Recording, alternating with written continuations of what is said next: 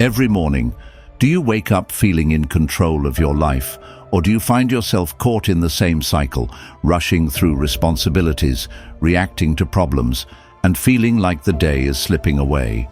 Do you ever pause and ask yourself, am I truly living or just existing? The way you start your morning sets the tone for everything that follows. If you begin your day with clarity, purpose, and resilience, you'll navigate life with strength. But if you start with confusion, stress, or mindless distractions, your day, and eventually your life, becomes dictated by circumstances rather than your own choices. This is where Stoicism comes in. For centuries, great Stoic philosophers like Marcus Aurelius, Seneca, and Epictetus have emphasized the power of self-reflection in shaping a meaningful life. They understood that the right questions in the morning can refine your thinking, sharpen your focus, and help you build inner strength. These are not just questions, they are tools for transformation. Stay focused and don't miss a single one, because the next question might be the one that changes everything. Question 1.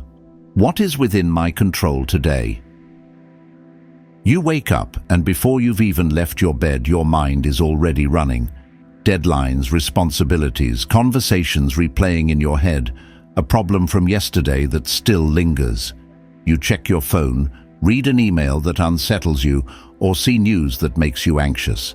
Suddenly the day feels heavy before it's even begun. But pause for a moment. Are these things truly within your control, or are you letting yourself be carried away by forces beyond your influence? Epictetus, one of the greatest Stoic philosophers, taught, "Some things are up to us, and some things are not." This distinction is simple, yet it holds the power to transform your life. The more you focus on what is within your control, the less you suffer from the weight of what isn't. Yet, most of us do the opposite. We waste time and energy on external events, other people's opinions, and unpredictable circumstances, while neglecting the one thing we always have power over, ourselves. Take Marcus Aurelius, the philosopher-emperor, as an example. Ruling an empire in turmoil, he faced war, betrayal, and personal loss on an unimaginable scale. He had every reason to be consumed by fear, anger, or frustration. But instead of fixating on outcomes beyond his control, whether a war would end in victory, whether others would remain loyal, he focused only on what he could influence: his decisions, his integrity, and his leadership. He wrote in Meditations, "You have power over your mind, not outside events. Realize this, and you will find strength." This mindset allowed him to lead with clarity, unaffected by external chaos. Now ask yourself, are you spending your time and energy on things you can actually control, or are you exhausting yourself over what you cannot? When you worry about whether someone likes you, whether circumstances will work in your favor, or whether an outcome will go as planned, you are placing your peace in the hands of uncertainty. The truth is, life is unpredictable, but your response to it is always within your grasp. Before you let stress dictate your day, try this. Identify 3 things within your control today. Maybe it's your mindset, choosing to approach challenges with calmness instead of frustration. Maybe it's your actions, taking a small but meaningful step forward instead of procrastinating. Maybe it's your reaction, choosing not to let someone else's words ruin your mood. Throughout the day, when faced with something stressful, ask yourself, is this within my control? If it is, act on it. If it isn't, let go and shift your focus to what you can influence. We often think that controlling more will bring peace, but the real power lies in letting go of what was never ours to control in the first place. The next time life feels overwhelming, remember, you don't have to control the storm. You only have to control how you navigate through it. Now, take a moment to reflect. When was the last time you let stress consume you over something outside your control? What would have changed if you had redirected your energy toward what you could influence instead? Share your thoughts in the comments, because recognizing this distinction is the first step to taking back your peace. And if you're ready to reclaim control over your day, write down 3 things you will focus on today. Let's hold ourselves accountable together. Question 2. If today were my last day, what would I do differently? Imagine waking up and realizing that today is your last day on Earth. No warnings, no extensions, just one final chance to live fully. Would you still check your emails first thing in the morning? Would you spend hours scrolling through social media, worrying about what others think? Or would you finally say the things you've been holding back, do the things you've been postponing, and embrace the people who truly matter?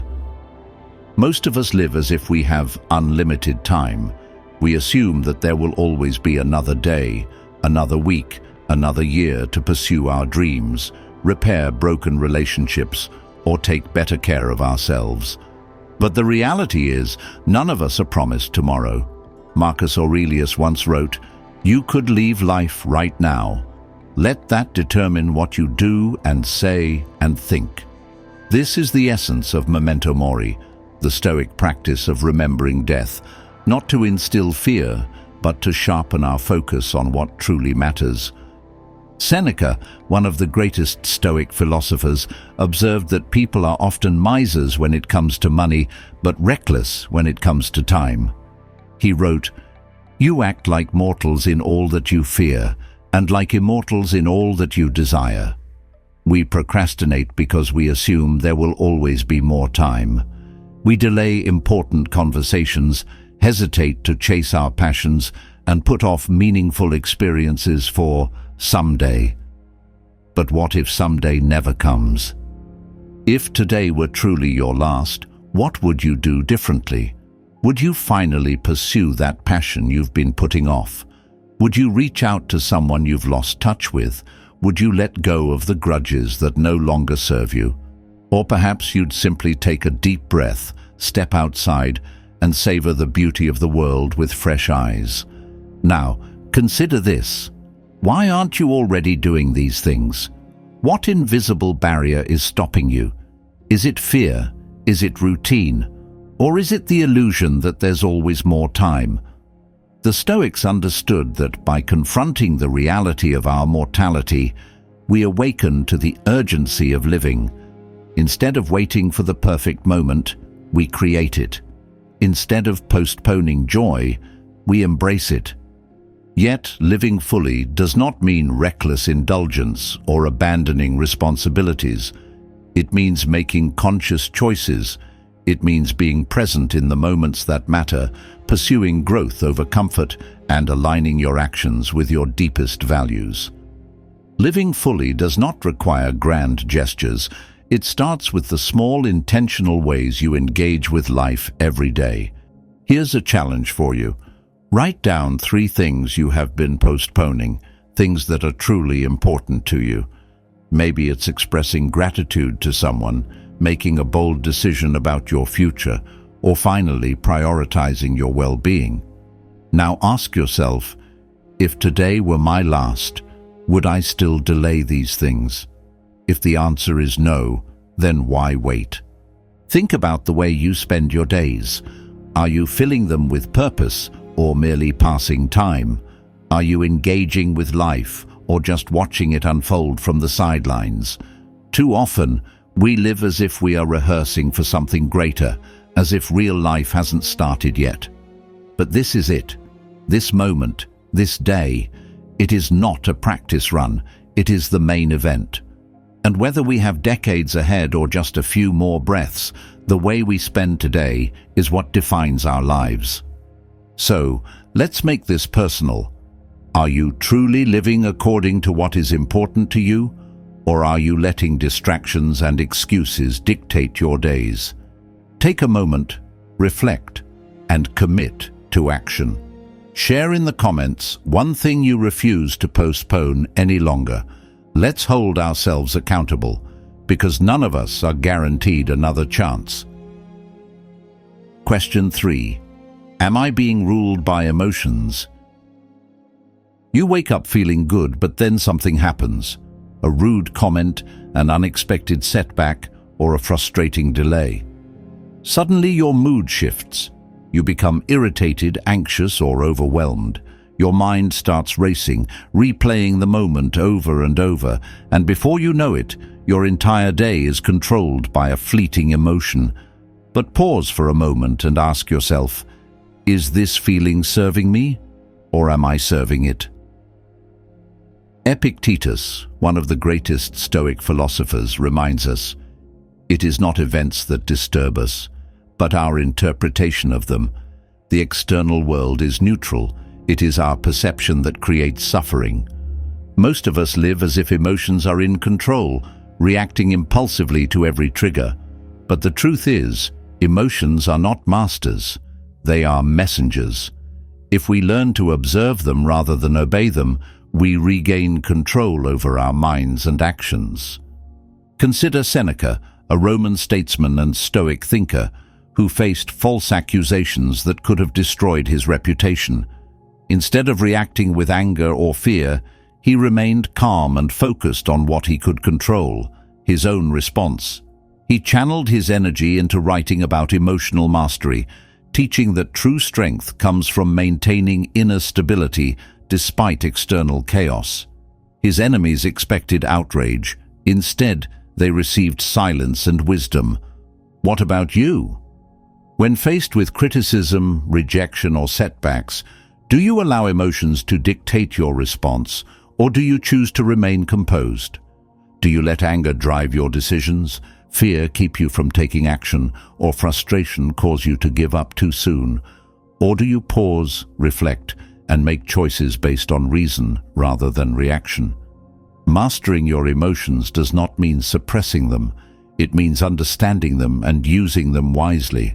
Imagine making decisions not out of anger, fear, or impulse, but out of wisdom and clarity.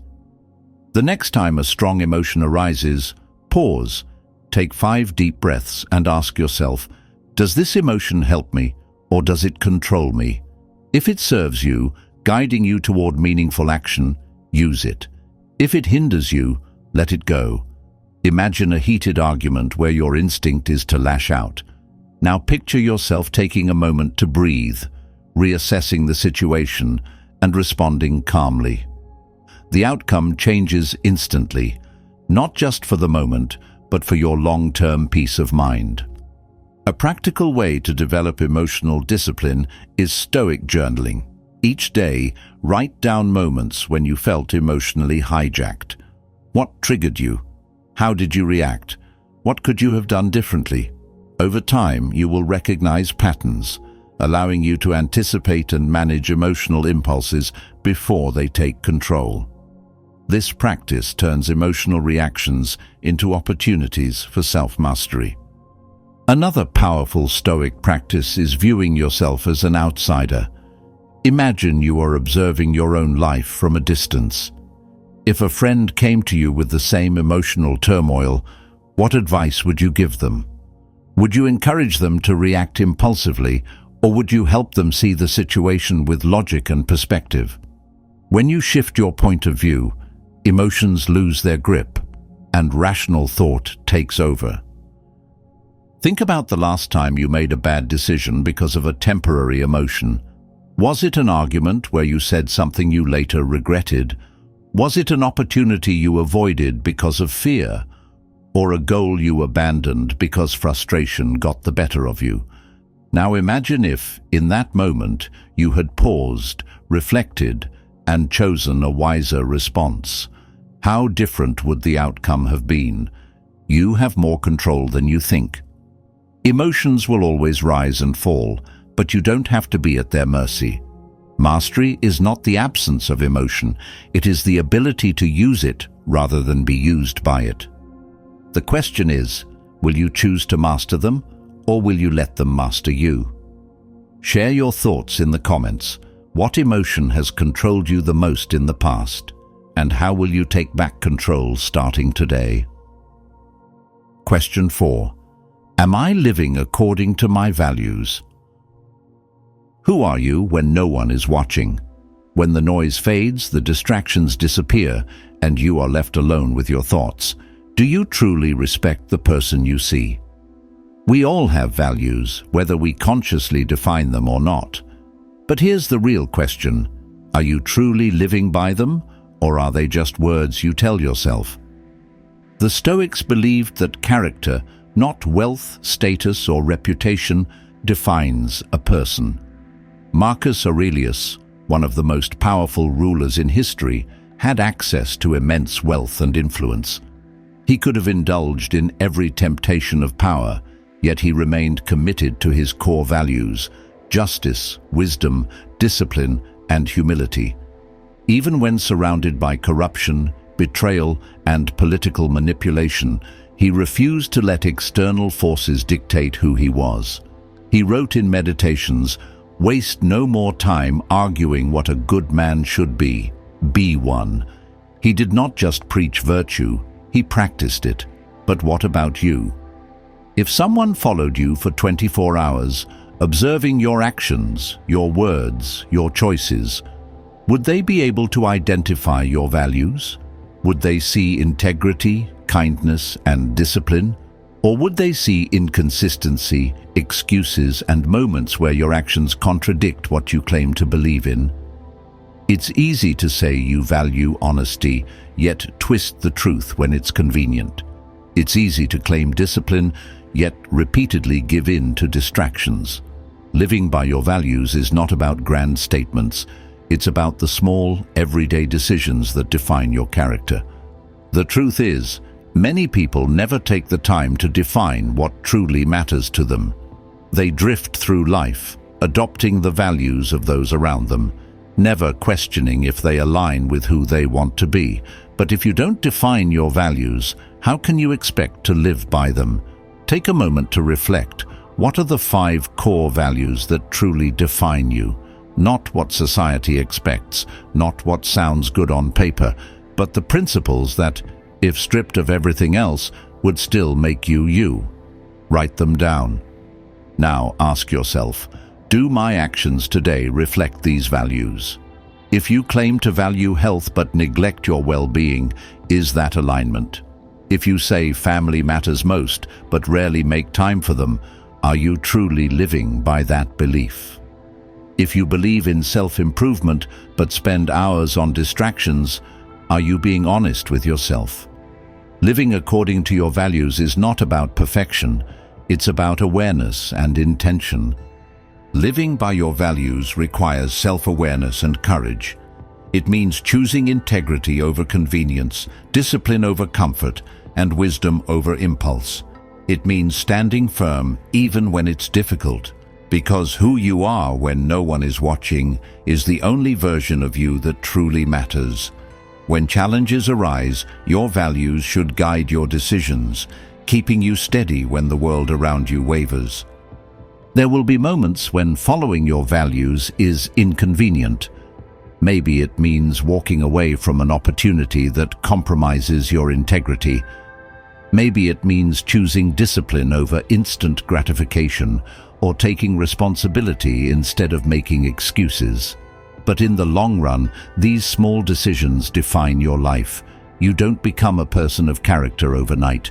You become one through consistent choices, moment by moment, day by day. Now, let's make this personal. If you had to be completely honest, are you living in alignment with your values? Or are there gaps between what you believe and how you behave? What is one small but meaningful action you can take today to live with greater integrity? Drop a comment and share one value you commit to living by today, because awareness is the first step toward transformation. And a life lived in alignment with your values is a life of purpose, clarity, and fulfillment. Question 5. Am I wasting time on things that don't matter? Time is the one thing we can never get back, yet we spend it as if we have an unlimited supply. How often do you catch yourself mindlessly scrolling through your phone, checking notifications that add no real value to your life? How many hours slip away worrying about things you cannot change, engaging in meaningless conversations, or procrastinating on what truly matters? And then, at the end of the day, you wonder where all your time went. But here's a question that can change everything. Are you using your time wisely, or is it slipping through your fingers? Seneca, one of the most profound Stoic thinkers, wrote extensively about time management. He observed that people guard their money and possessions fiercely, yet they give away their time without a second thought. In On the Shortness of Life, he warns, "You could leave life right now. Do not waste it on things that do not matter." The truth is, most people don't live. They merely exist, drifting through their days without intention, allowing distractions to consume their most valuable resource. Imagine someone gives you $86,400 every morning, but at midnight, whatever you didn't spend disappears. Would you waste it, or would you make sure every dollar counted? The reality is, you already received something even more valuable, 86,400 seconds each day. The difference is, most of us let them go to waste, assuming we'll always have more. But time is not refundable, and once it's gone forever. The Stoics understood this deeply, which is why they treated time as life's greatest currency. So, how do you stop wasting time on things that don't matter? Start by identifying your biggest distractions. If you wake up and immediately reach for your phone, mindlessly consuming news or scrolling social media, you've already lost control of your day. If you find yourself engaged in gossip, pointless arguments, or tasks that bring no value, you're trading your life for something meaningless. Take a hard look at where your time goes, because every moment spent on something unimportant is a moment stolen from something that is. Ask yourself, what if I reclaimed just a small portion of my day? Instead of being consumed by distractions, what if you intentionally set aside 30 minutes each morning for something that adds value, reading, journaling, exercising, or learning a new skill? It may seem insignificant at first, but over time, these small investments compound, shaping who you become. The great Stoics didn't just theorize about wisdom, they practiced it daily, making conscious choices about how they spent their time. One powerful Stoic exercise to regain control over your time is evening reflection. Before bed, take 5 minutes to review your day. Where did your time go? Did you use it wisely, or did it slip away on things that didn't truly matter? This simple habit helps you become aware of patterns, ensuring that each new day is an improvement over the last.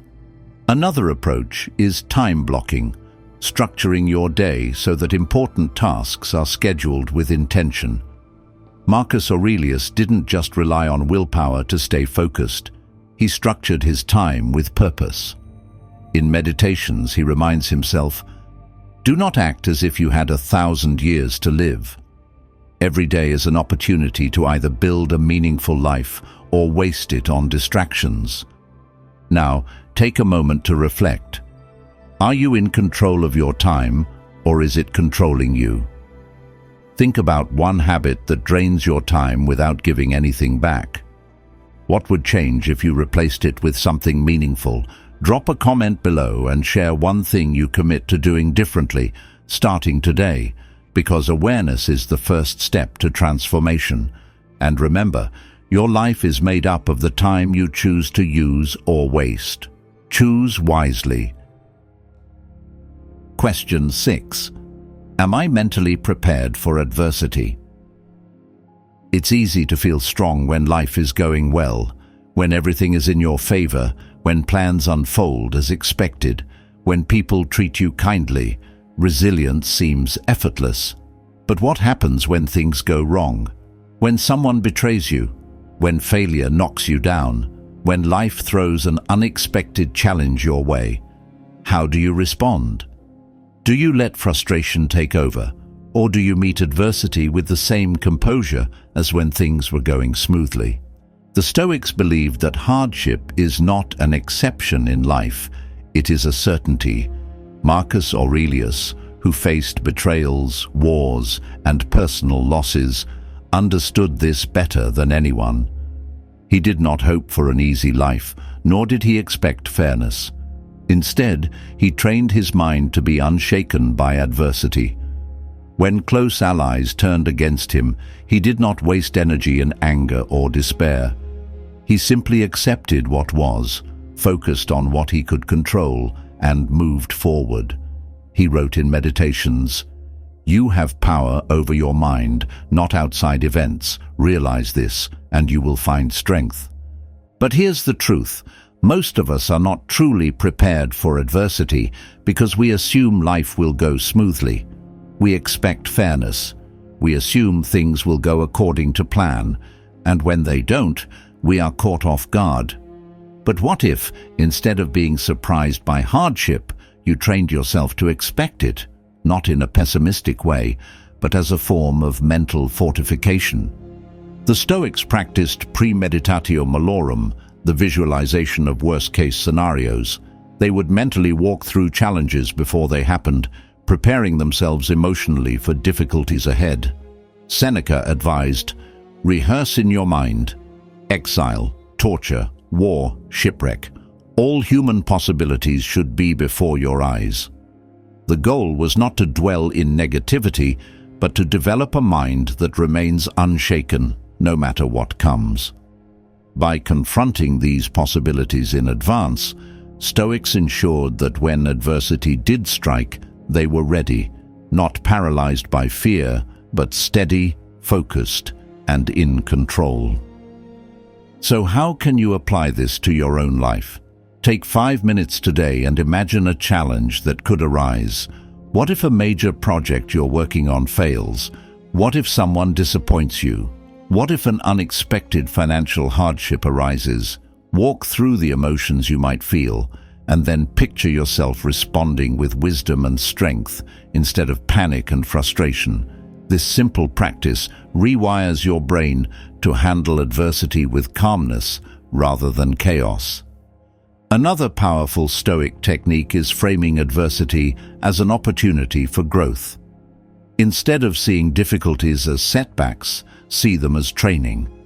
Epictetus taught that obstacles are not barriers, they are pathways to mastery. He wrote, "Difficulties are things that show a person what they are." If you never faced hardship, how would you develop strength? If everything came easily, how would you learn patience, perseverance, and wisdom?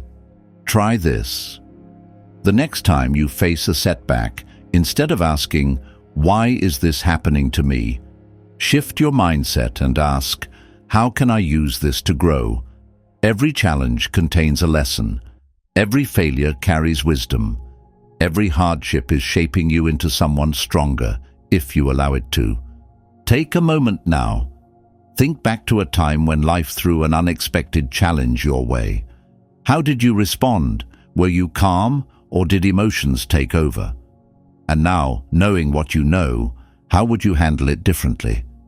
Reflecting on past experiences helps prepare you for the future. Hardships will come, that is inevitable. But suffering because of them, that is optional. The only real control you have in life is how you respond. So the question is, will you let adversity break you, or will you use it to build unshakable strength?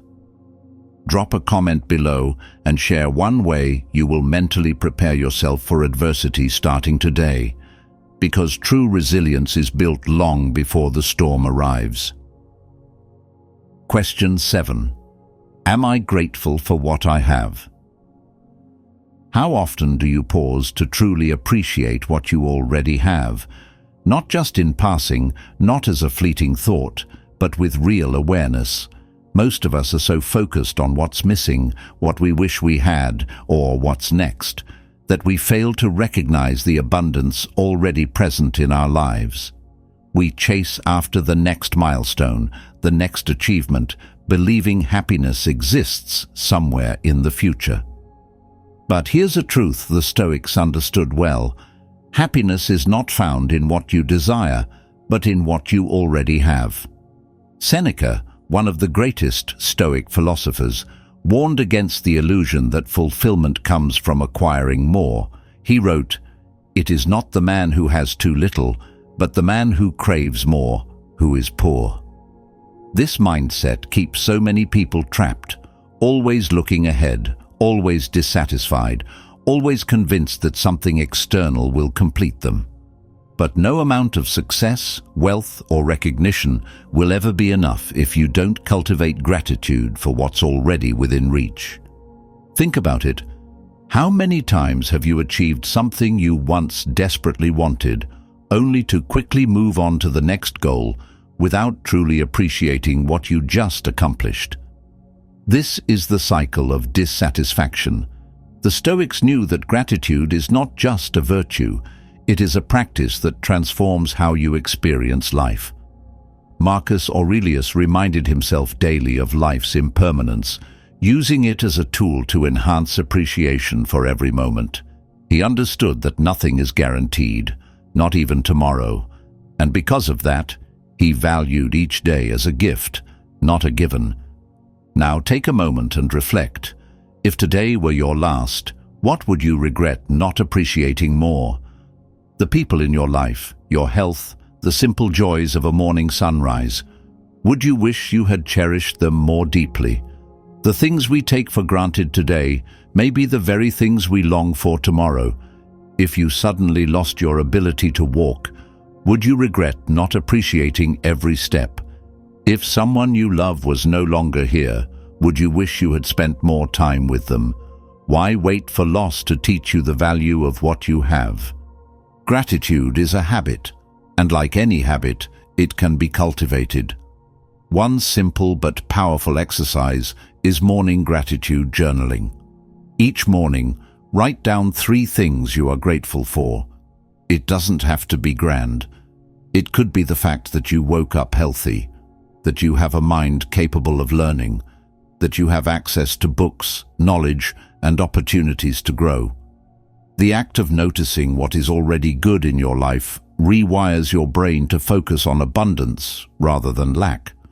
And when you train yourself to see abundance, you naturally feel richer, regardless of external circumstances. But gratitude is not just about writing things down, it's about expressing it. When was the last time you told someone how much they mean to you? When was the last time you truly listened, fully present, instead of rushing through a conversation? The simplest way to deepen gratitude is to act on it. Tell someone today why you appreciate them. Savor a moment without distraction. Live in a way that shows you are grateful for the life you have. So ask yourself honestly, have you truly been appreciating your life, or have you been taking it for granted? The next time you find yourself longing for something more, pause. Look around. Acknowledge what is already here, because the life you have today is something you once hoped for. And if you don't appreciate it now, what makes you think you'll appreciate what comes next? Now, let's make this real. Drop a comment and share one thing you're grateful for today, because gratitude, when shared, only grows stronger. Question 8. Am I truly living or just existing? Are you truly living, or are you simply going through the motions? Do you wake up each day with a sense of purpose, or do you feel like life is just happening to you? Too often, we fall into the cycle of routine. Wake up, work, eat, sleep, repeat, without ever questioning if we are truly experiencing life or merely surviving it. But the difference between living and existing is not found in the big moments. It is in how you approach the ordinary ones. The Stoics believed in living with intention. Life is short, and every wasted day is a day you will never get back. Marcus Aurelius reminded himself in Meditations, "It is not death that a man should fear, but he should fear never beginning to live." To the Stoics, merely existing, letting life slip by without awareness or purpose, was a fate worse than death. True living meant engaging fully with each moment, making deliberate choices, and never allowing oneself to drift passively through life. But how do you know if you are truly living? Ask yourself, when was the last time you did something that made you feel fully alive? Was it when you stepped out of your comfort zone? When you pursued something meaningful, even if it was difficult? Or have you been settling, staying within the safe confines of routine, avoiding challenges because they feel uncomfortable? Living fully is not about seeking constant excitement or chasing pleasure. It is about ensuring that your actions, no matter how small, are aligned with what truly matters to you. Existing is easy. It requires no effort, no discomfort, no risk. It is simply reacting to whatever life throws at you. But living requires courage. It means actively shaping your own path, making choices with intention, and daring to embrace the unknown. It means facing challenges head-on rather than shrinking from them. The Stoic philosopher Seneca warned against mindlessly drifting through life, writing, "It is not that we have a short time to live, but that we waste much of it. Every moment you let slip by is one you will never recover." So how do you shift from merely existing to truly living? Start by setting meaningful daily goals. Not just a to-do list, but goals that push you towards something greater. It could be as simple as having a meaningful conversation instead of engaging in mindless small talk, choosing to be fully present instead of distracted, or challenging yourself to grow rather than remaining stagnant. The key is to act with purpose, to wake up each morning with clarity about how you want to live that day, rather than drifting through it unconsciously. Imagine looking back on your life years from now. Would you be proud of how you spent your days, or would you regret the time you let slip away unnoticed? The difference is in the choices you make today. Are you creating moments that matter, or are you just passing time? Every choice, every habit, every action contributes to the kind of life you are building.